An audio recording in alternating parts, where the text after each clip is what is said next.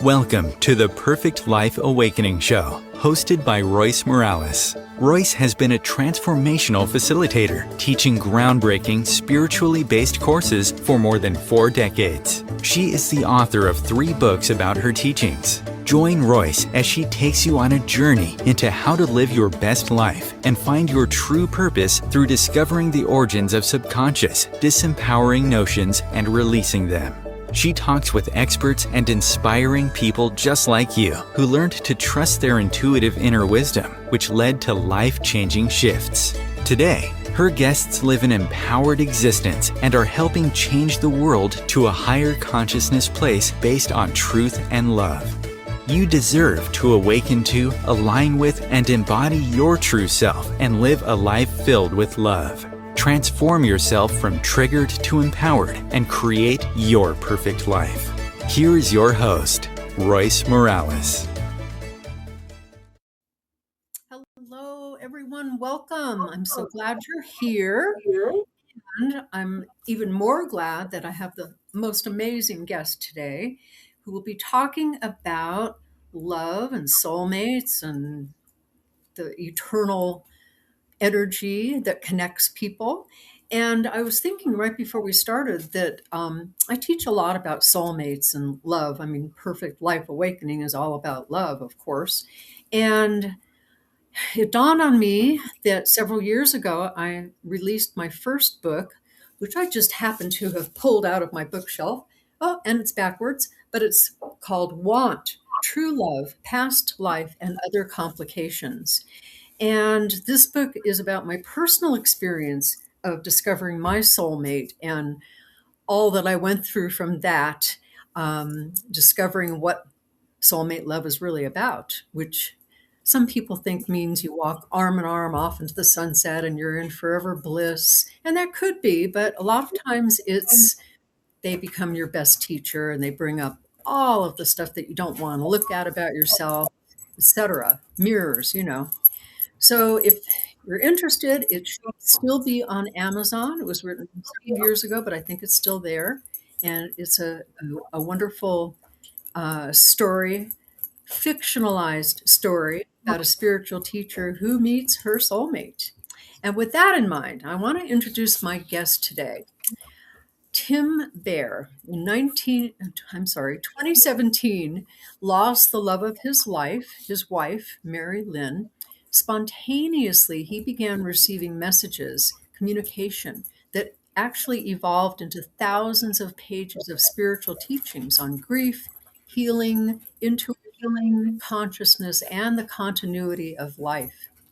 And then, after a severe back injury at the age of 40, led to chronic pain. He embarked on a journey that transformed both his understanding of healing and his perception of life beyond the physical world. I can't wait to hear that story. So today he is actually going to tell both of those stories, as well as give some practical insights drawn from his personal experience that offer hope to navigating loss, life transitions, and personal transformation. He's also an author. He wrote a best-selling book called Ever Near, a series of love letters between soulmates, transcending our understanding of life and death. He also wrote Wisdom from Beyond the Veil, a series of life lessons on grief and healing. So, welcome, Tim. I'm so glad you're here. I am so glad to be here. Thank you so much. Thank you. Well, first of all, I just have to say I love your mission statement. I'm going to tell everybody what your mission statement is. It says to help people understand that life is an unbroken continuum, that love never ends, and that healing becomes possible when we release the fear of separation. Very profound words, because that's really all it is. If you know that there is no separation ever, it releases the fear. So I just love that. I thought that was beautiful. So tell us your story. Tell us about your wife's passing and what happened from that, and just fill us in on all the details. Okay, well, to understand how my life is now, we have to kind of go back actually a couple of decades, almost 3 decades Mm. now, to how my wife and I first met. Um, we were both raised in very fundamentalist Christian Mm. backgrounds. Wow. However, both of our families, while we went to church and learned all of the things we were supposed to know, neither of our families um, followed through on that in any faith way at all. It was all behavior. Um, so for somebody like me who believes everything they're told, that was really confusing because on one hand, we were told this is absolute truth. And in reality, at home, we disregarded it all. Um, so it was a little hard. Um, Marilyn and I first met um, in Lancaster, California. You being from the area, kind of know where that is, I'm sure. Um, I had moved. We were both married to other people at the time. I had moved to that location because it was too expensive to live in Pasadena with a family of 4 children. Um, so we moved to a place where it was less expensive. The first week we went to church like you're supposed to do, um, and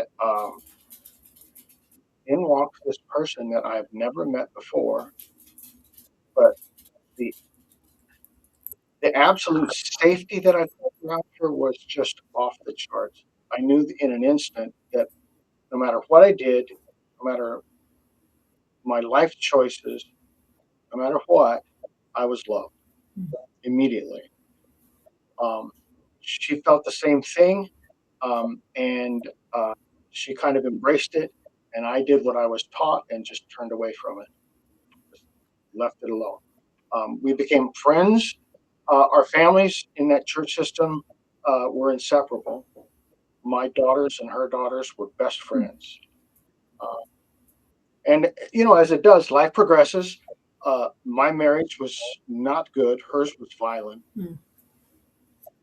And through some traumas, my life totally imploded. And I knew she was the only person that I could confide in and find a way forward.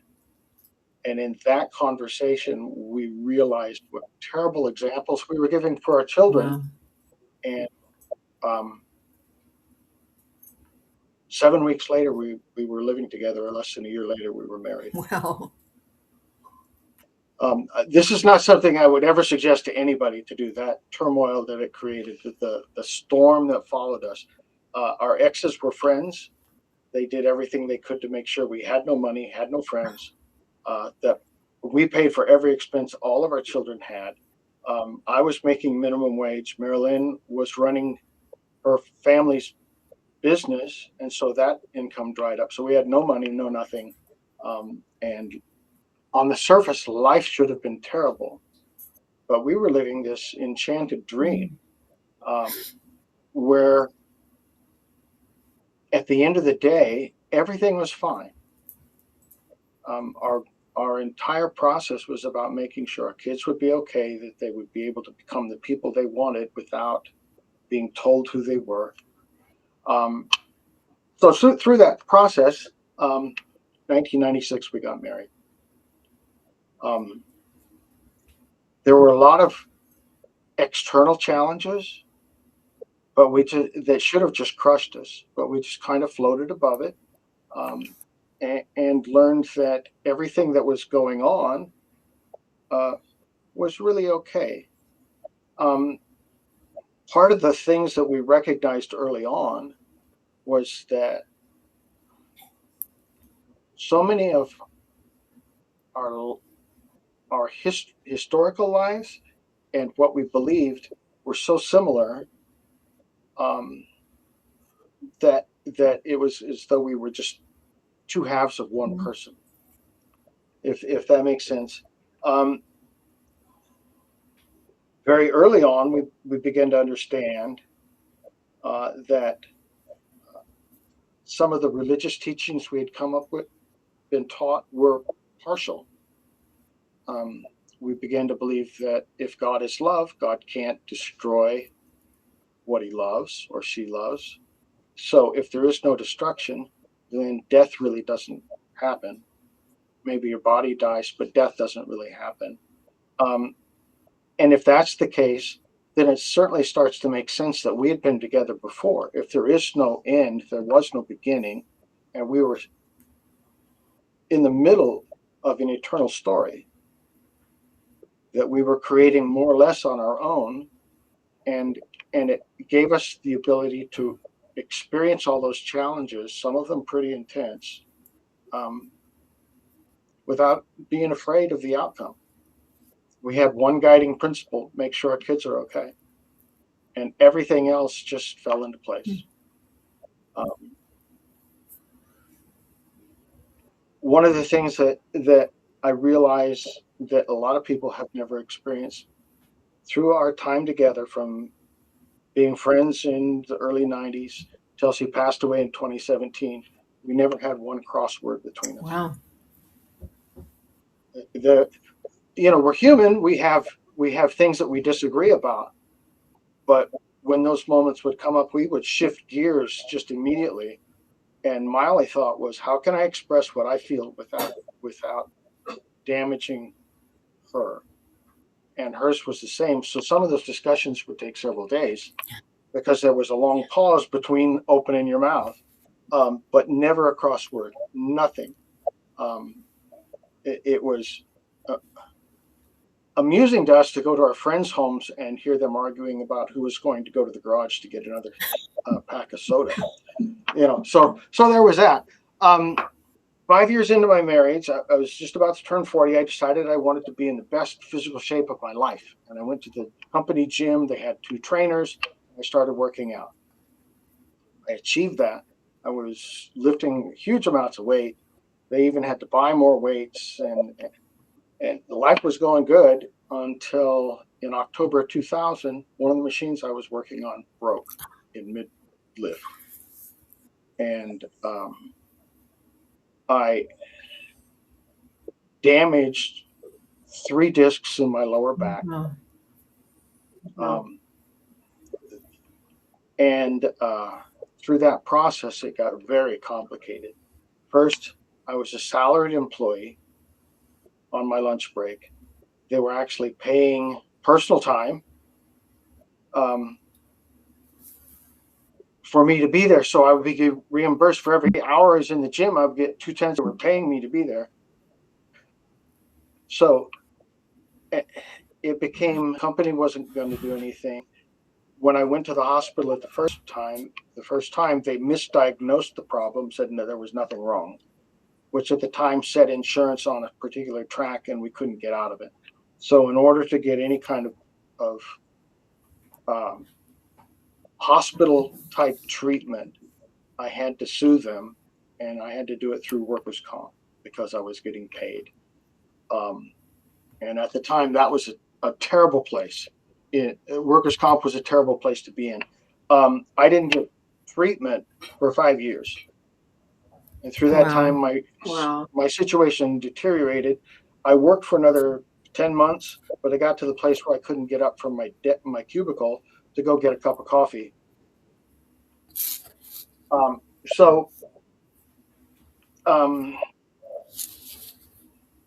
That's it. I had 3 surgeries over a period of years. Marilyn took care of me entirely the whole time. Often the surgeries would require extensive recovery in the hospital. She would stay with me for the entire time. I went to hundreds and hundreds of doctor's appointments. Between surgery 2 and 3, I was confined to a wheelchair. Surgery 1 built the steel ladder in my back. Surgery 2 removed some of it. A week later, that all collapsed. And I could literally, it was excruciating to blink my eyes. I could feel Marilyn breathing in bed next to me. It was the amount of pain I was in was just unreal. The amount of medication I was on was far beyond the recommended dosages. And I was in that condition um, for the next 15 years. Um, through that time, a lot of amazing things just tend to happen. Um, when the settlement finally came through for workers' comp, and I wasn't going to be under their care anymore, we decided we would buy a home, our first home ever. We wrote a list. I've still got it to this day, a list of what we needed in the home. 3 years later, we bought a home with those exact requirements. Exactly. It's like we took a literary snapshot of what we wanted.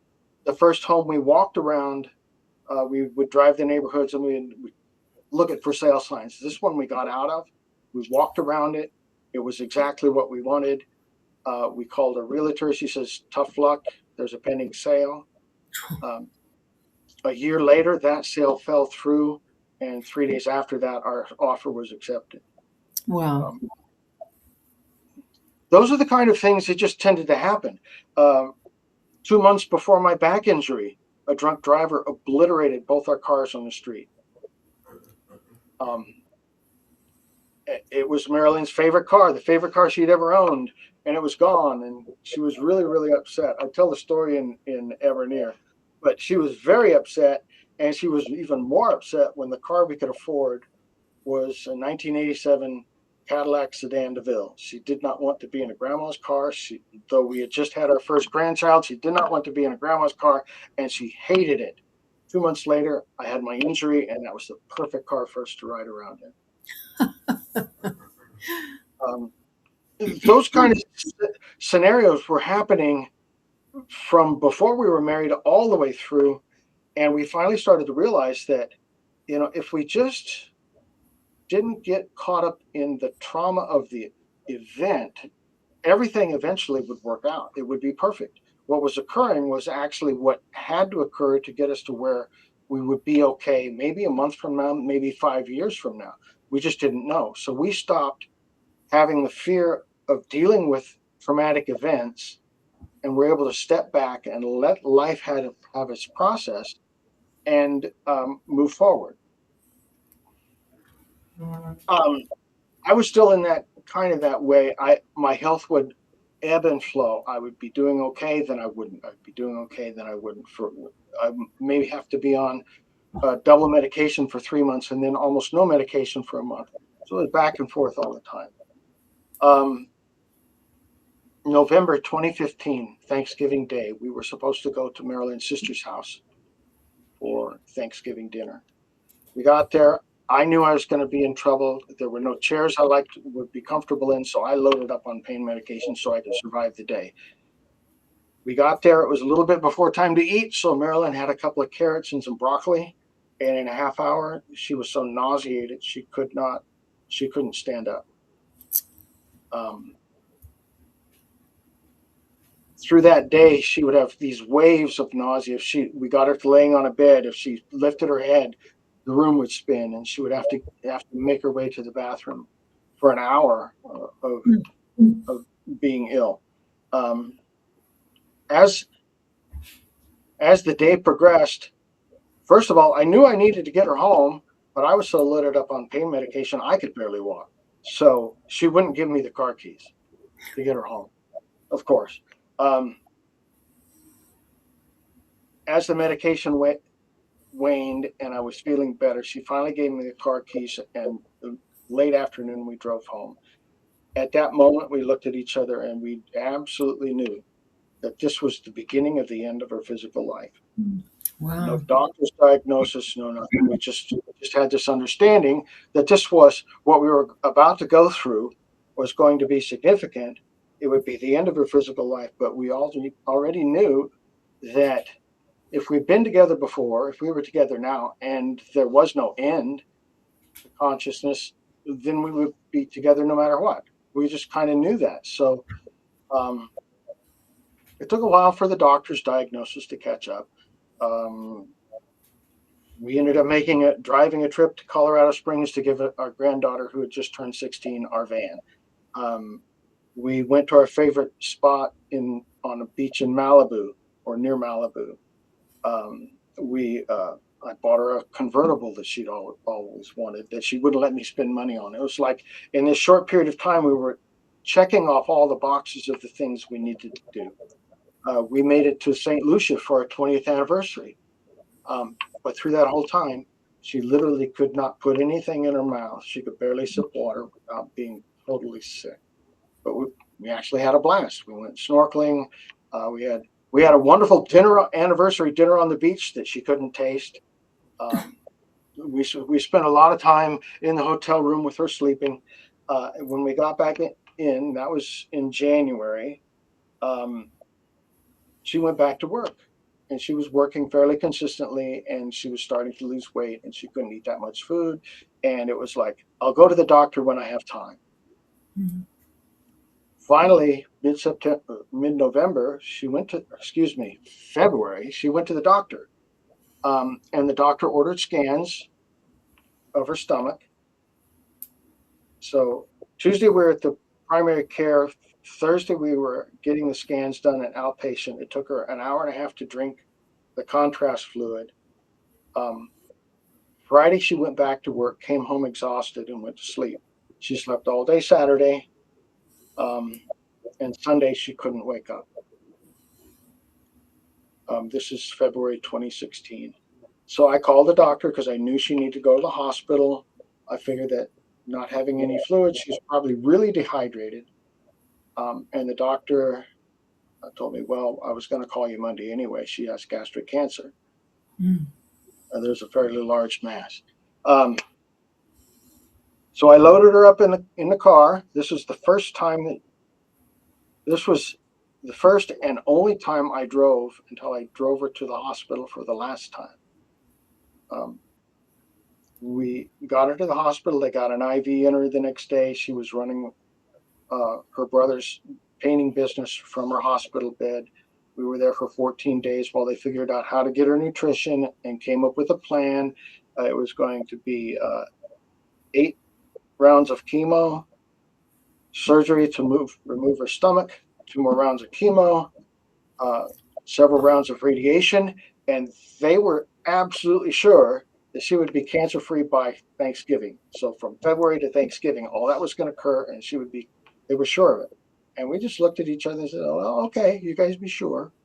But we knew that this was not going to be the case.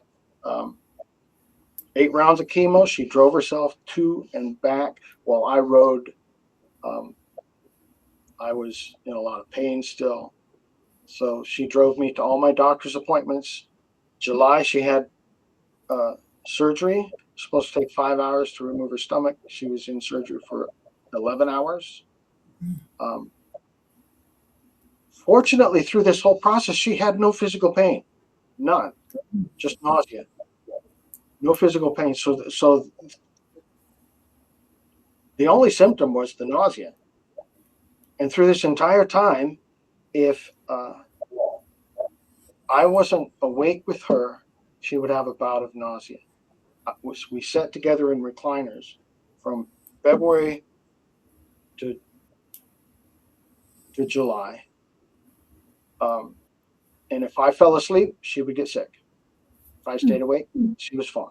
So I stayed awake for all of that time, pretty much with only a few moments of rest in between, on microwave popcorn, hot tamales, candy, and coffee.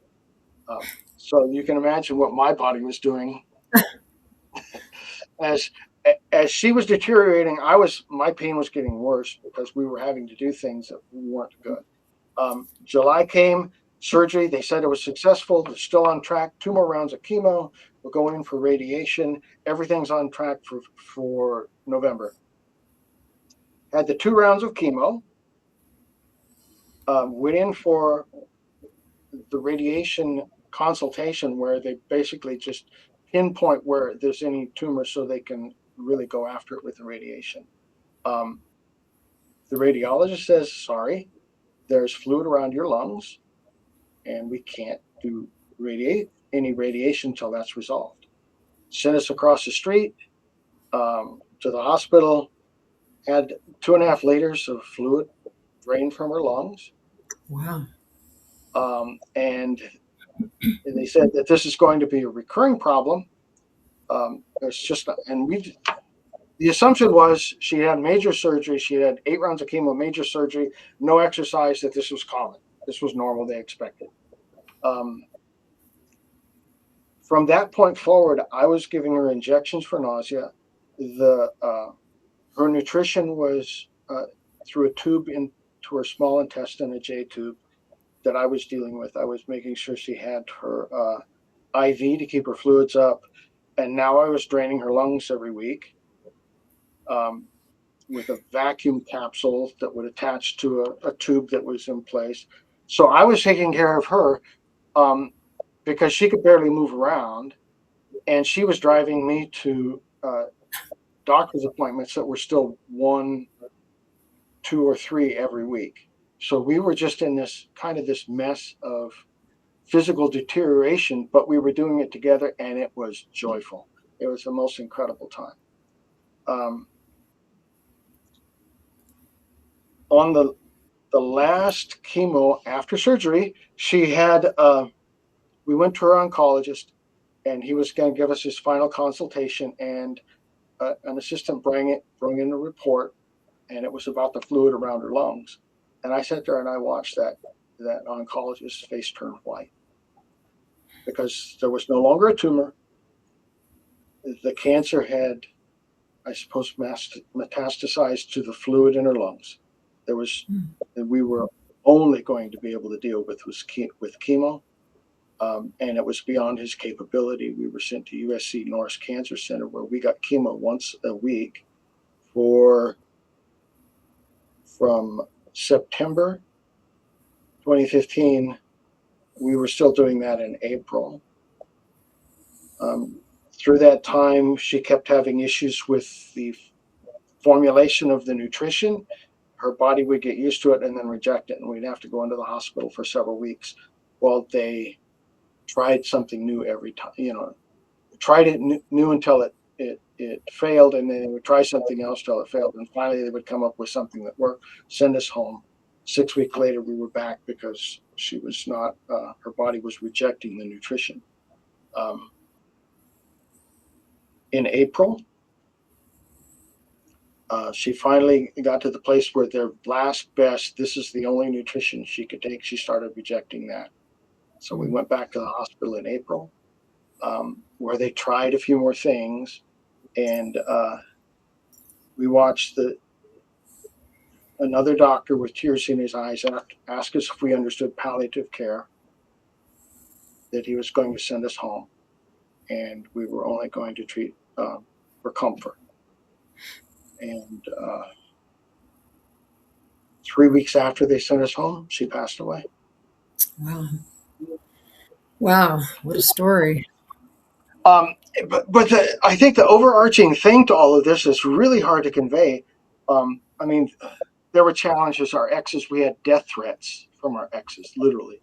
There were many, many things at that level of challenge throughout the entire time we were together. But there was not one moment of it where we feared the outcome. We had the challenge we were dealing with. There would be work. My injury, there was a lot of work involved in dealing with my health.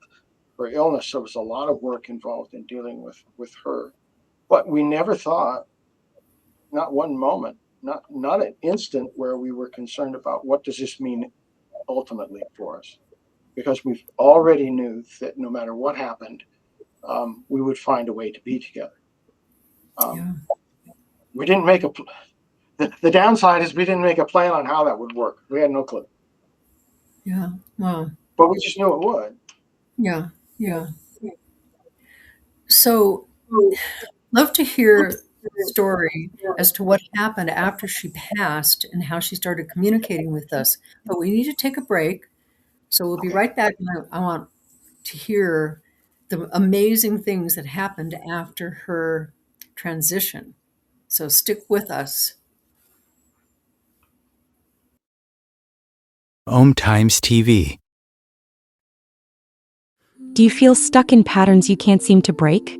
Do old triggers steal your peace, leaving you frustrated or doubting your path? What if the real block isn't outside you, but hidden within? Subconscious fears and long-held beliefs can quietly shape your life, keeping you from the joy and purpose you deserve. For over 4 decades, Royce Morales has helped thousands uncover and clear those inner barriers. Her Perfect Life Awakening program is a spiritually grounded, transformational experience designed to shift your life from the inside out. Offered live and online in small, supportive groups, with personal attention and the option for private sessions, this work goes deep, gently guiding you back to your true self. It's time to move from triggered to empowered.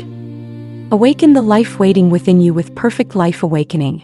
For more information, visit perfectlifeawakening.com. Imagine becoming a super influencer. Reinvent yourself, invest in your brand, and then manifest your success with a robust spheric approach. Om Times Media and Broadcasting offers a unique and multifaceted way to become the spiritual and conscious influencer you deserve to be by putting your message across our powerful platform with its proven record of integrity and excellence. Through our produced shows, Om Times offers the opportunity to become a social media TV personality, a radio show host, an Om Times magazine columnist, and a syndicated podcaster, all in one shot. By live streaming your show on Om Times TV and broadcasting it across the extensive Om Times radio and TV networks, you become more than a host. You become an ambassador and a force for positive change. Om Times. Open yourself to the possibilities.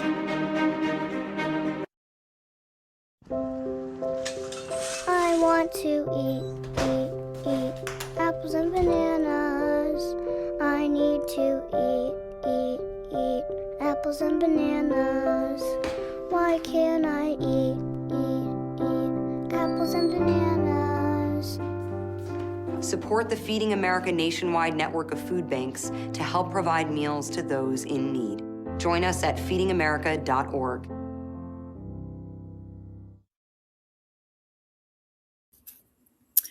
Welcome back. I am talking with Tim Bair, and he just told an amazing story about his wife's transition. And I think what's amazing about that story is that you both really sensed that it was going to happen. You know, you knew right from the beginning that this was the start of the end. And I think that's really wonderful. I think people do have those intuitive knowing feelings, but they usually just ignore them and say, oh no, think positive and all that stuff. But I think it was very wise that you knew that this was a process, a journey that you were going through together. And the fact that you found so much joy in it was really beautiful. So tell us, how did she start contacting you from the spiritual realm? And you said that you got love letters from her, and tell us about that. That sounds very intriguing. Sure. Excuse me.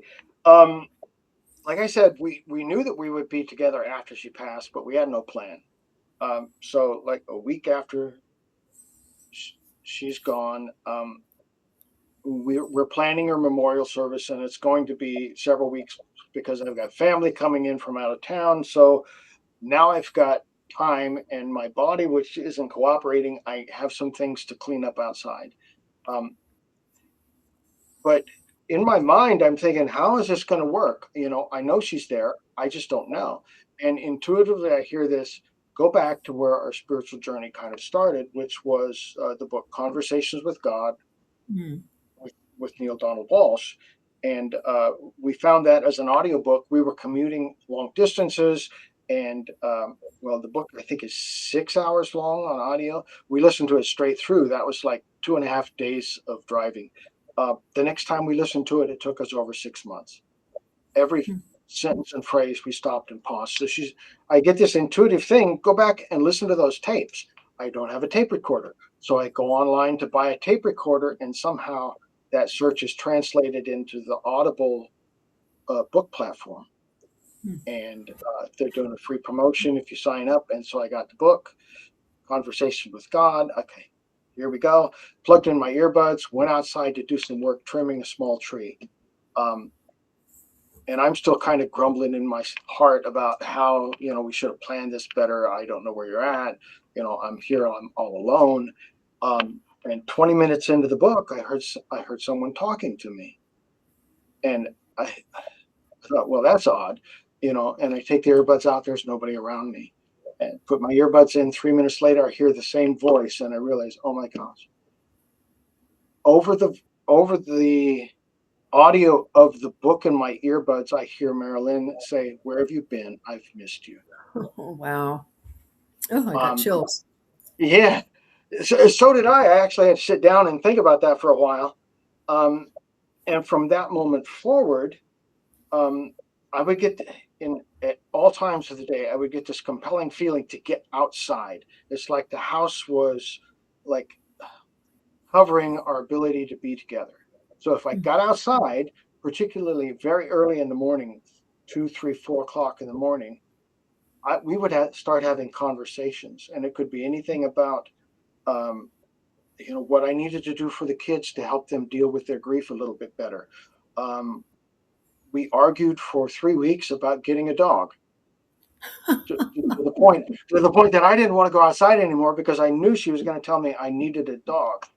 Um, and I had all sorts of excuses, and I would have nothing to do with it. Finally, I gave up. I told her, fine, I will go online. I will, I'll find an adoption agency. I need a large breed puppy, very, very young, and maybe I'll recognize the name. Uh, the first thing I saw was a kitten. I'm allergic to cats. So, haha, I'm winning the argument. The next dog that came on was a 2-month-old German Shepherd named Bair. Oh, boy.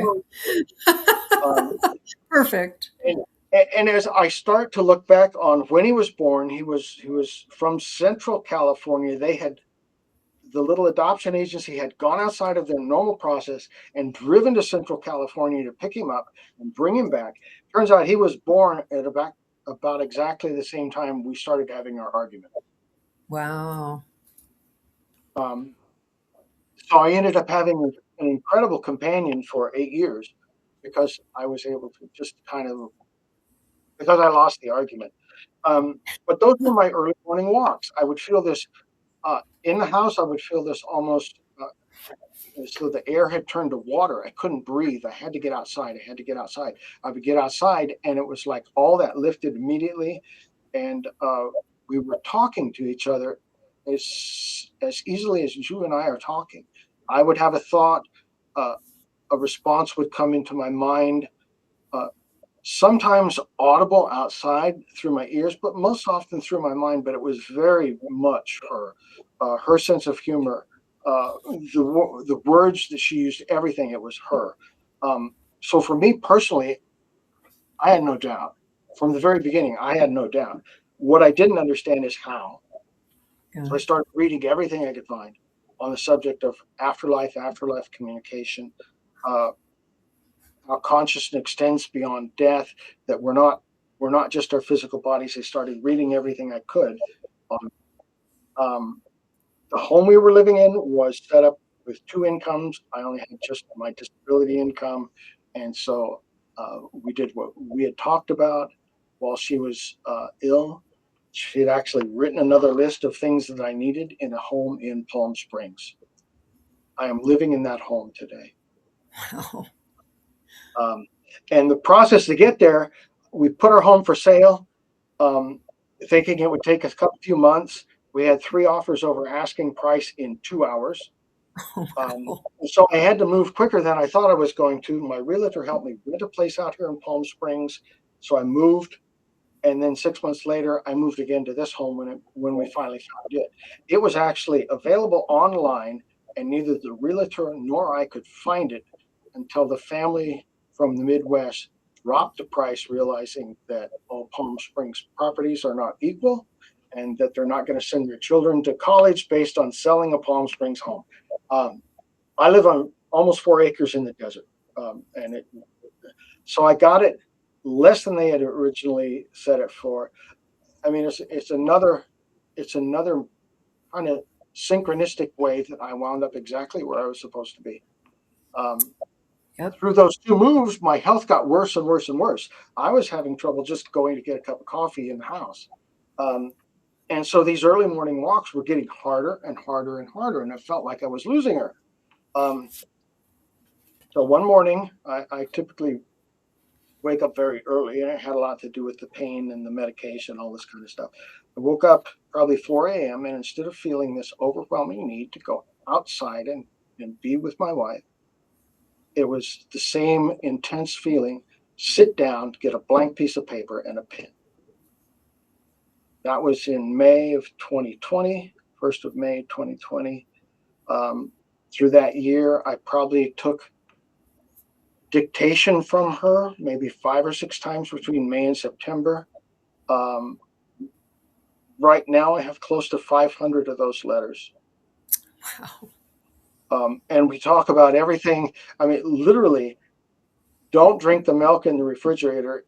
It's chunky now. To um, to the meaning of life and humanity's journey across the cosmos. I mean, it's everything in between, and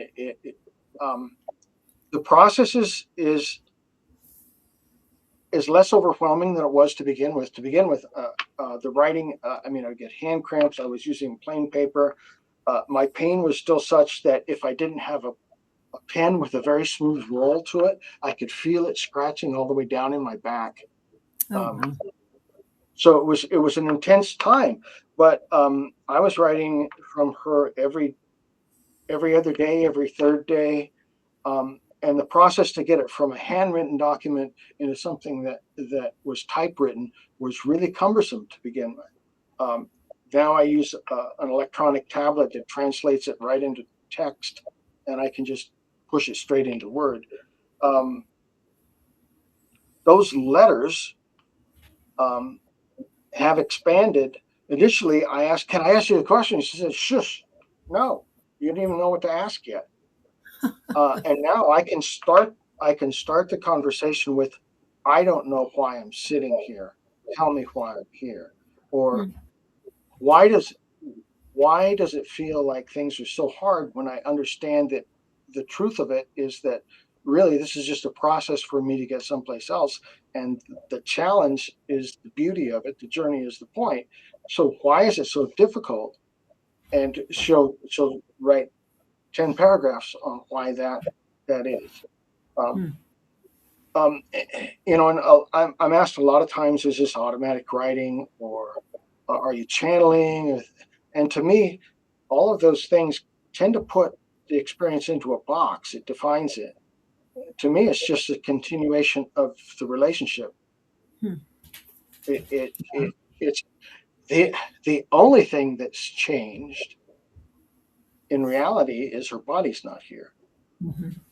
Every other aspect of her is here, and it's actually more intense.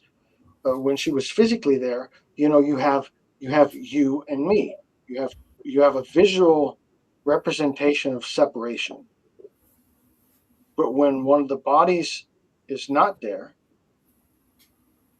that visual thought of separation doesn't exist anymore. Um, Sometimes my conversations with her, I have to pause and think: is that her or is that me? Hmm. Because it's become so easy. Yeah. One of the things that through time, through my injury and her illness, there were periods of time where we physically, other than helping each other get around the room, could not touch each other without creating trauma. Hmm. So we learned how to be together without physical touch. It was kind of this training ground for what I'm doing now. We actually got to the point just prior to her illness where we would have complete nonverbal conversations. We would plan a vacation without saying a word. Wow. Um, it would be, I mean, it was just, it's hard to explain how I knew what she was thinking. I could see her doing something. I would do something in response. She would do something in response to that. I would do something in response to that. And we would have booked flights to Colorado Springs for a week. Um,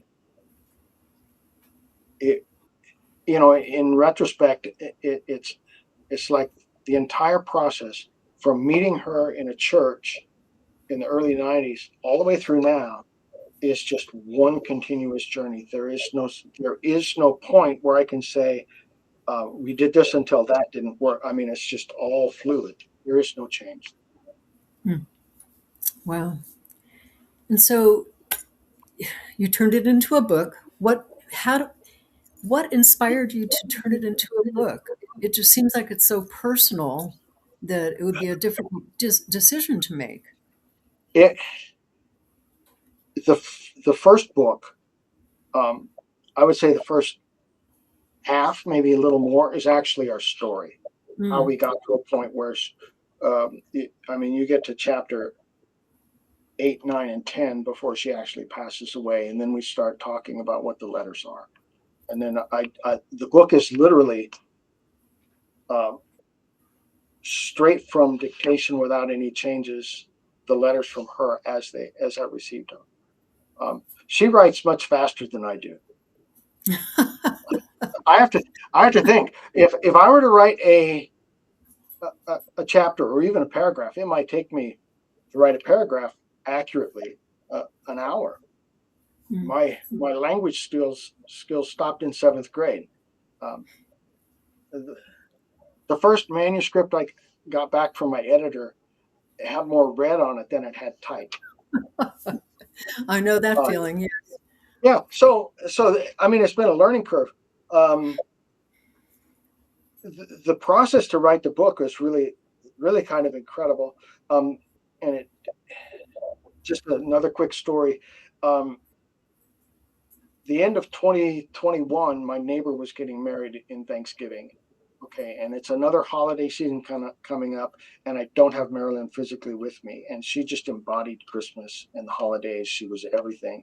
Our kids have a hard time with that time of year, and so I was thinking, this is going to suck. I don't want to do anything. I'm not going to put the tree up. I'm not going to do anything. My neighbor's getting married. I already feel lonely. He's got 200 people over on his property, and I can't even walk around the driveway to get to his house. I am not going to do Christmas. And the next time I sat down to write, she says, "You're doing this wrong. This is take a moment, take a breath, and then do everything that we would have done together. Put up the tree, decorate the house, play the music, do everything you can. And on the other end of that, your mind will be blown with what occurs."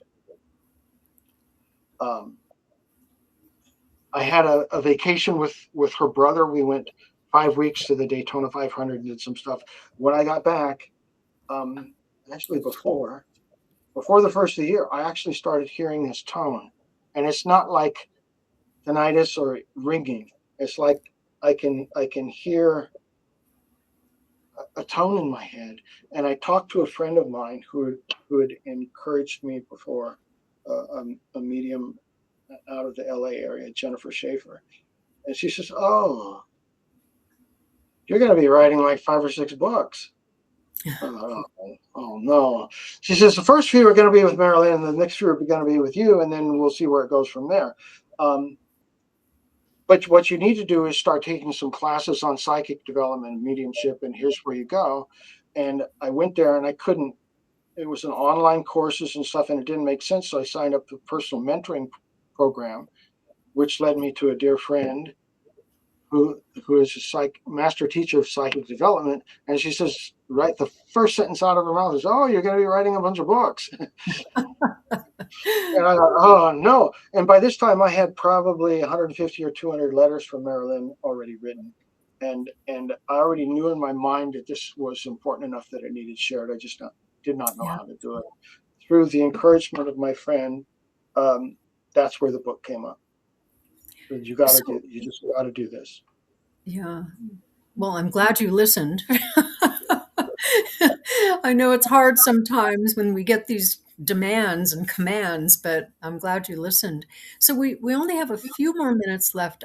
I would love for you to impart perhaps some of the most important messages that you would get, including, I know I read in your bio that it really helped you to heal yourself. So what about that aspect of it? Her messages as well as the ability to heal yourself. I've been asked this. I was asked this question with the kind of the virtual book tour everybody would ask, what's the most important thing she's ever said? And I couldn't figure it out because there's all these lofty concepts and stuff. And to impart those in just a minute or two, I finally dawned on me, well, why don't I just ask her? So I did. And she says, well, Yeah. the most important answer is you're not alone. Mhm. You're just not alone. That life doesn't end. And if you can impart that to people, that's the starting block for releasing all the fear about outcomes. Is understanding um, that your process is part of the journey, and Yeah. that the end result doesn't matter, and that process is not when you walk by yourself. And once you realize that there is no end and you're not alone, um, life, it doesn't smooth out completely, but the outcomes are no longer the deal. They're no longer the important thing. And how this ended up kind of healing my body, um, towards the end of 2022, my medication was getting much harder to get, and I was really getting frustrated with it because it limited what I could or could not do. Um, so the same friend that encouraged me to write a book um, mentioned to me some of the same things that Marilyn was telling me. She was saying, what if you just didn't need to take medicine anymore? And so my friend on a phone call, she says, well, what would happen if you woke up tomorrow and you didn't need any medication? Wouldn't that just relax this whole you can't get medication thing if you just didn't need it?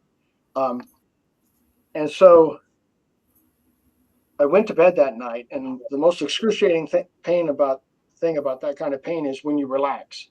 When you relax, that first 10 minutes in bed is terrible. And I was feeling that, and I thought, I just don't need this anymore. I Hmm. understand what I've been given from my wife. I understand what my friend is saying, that I don't need the pain. This is a perception problem. I'm living in fear of future pain based on past experience. Let's just start living with what I experience at the moment. And as soon as I did that, I could feel the release of the pain. Um, Wow. and I had actually made a cup of coffee and was sitting in a chair before I realized the next morning that I was not experiencing pain the same way. Wow. Wow. That that what this was an instant realization of a very slow moving miracle. Mm. Yes. That is. That, that the process was occurring all this time, and all it took was a shift in perception to allow my perspective to be a little bit more expansive about what was occurring, and to not make decisions about what tomorrow is going to be based on what yesterday Yeah. was. Because what yesterday was may have been difficult. And quite often, I was viewing it through a lens that had nothing to do with what really occurred. I was viewing it through my experience of what occurred. And I was projecting that into what was going to happen in the Yeah. future. And when you shrink everything to, I'm experiencing this now. I don't prefer it. I really don't like it. But it's not necessarily what's going to be in the future. Um, you start to create new pathways in your memory, and you start to those things that you in the past that you base your future on can be more expansive, more inclusive, and deeper understanding of what really occurred. If that kind of makes Yeah. sense. Absolutely. So, So so yeah. we just have a couple more minutes.